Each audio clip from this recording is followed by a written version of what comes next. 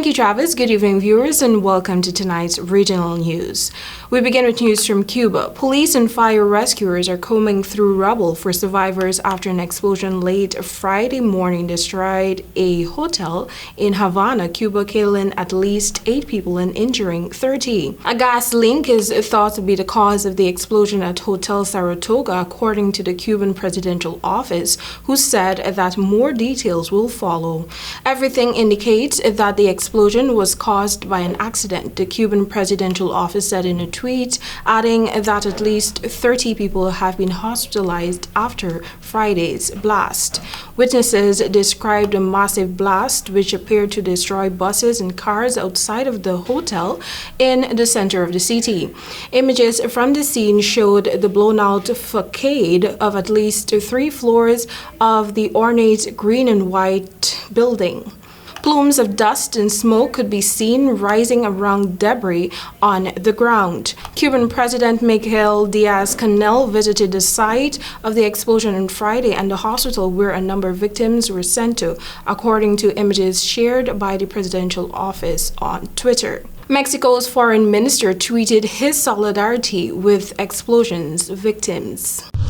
Still in Cuba, political repression and escalating economic difficulties on the island, along with a new visa-free travel policy, are some of the factors driving the change. Cuban migrants are arriving to the United States in the highest numbers seen in 4 decades, with about 150,000 expected to arrive this year, according to senior American officials, as the economic and political situation on the island grows more desperate.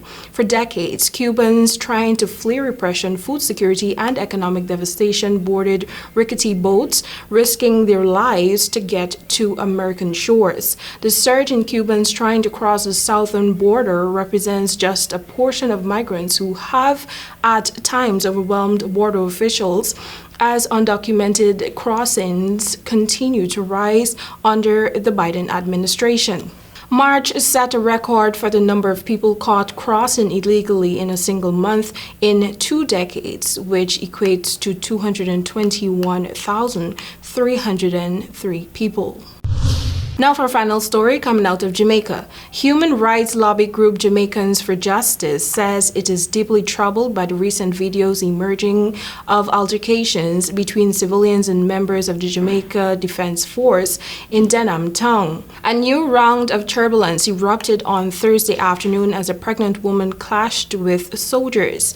The second major conflict in the crime-plagued Western Kingston community, which has been under a security blanket for almost 5 years. The latest allegation is the second abuse claim in consecutive days after soldiers were recorded in amateur videos striking a woman and a man amid escalating tensions between civilians and the army.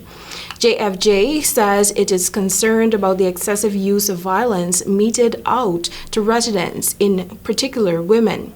Regardless of the situation, there are rules of engagement that agents of the state are required to abide by when dealing with citizens, it asserted. The organization is contending that the actions of the soldiers run counter to the very message of the state in reducing violence against women. That has brought us to the end of tonight's regional news. Thank you for watching. Back to you, Travis.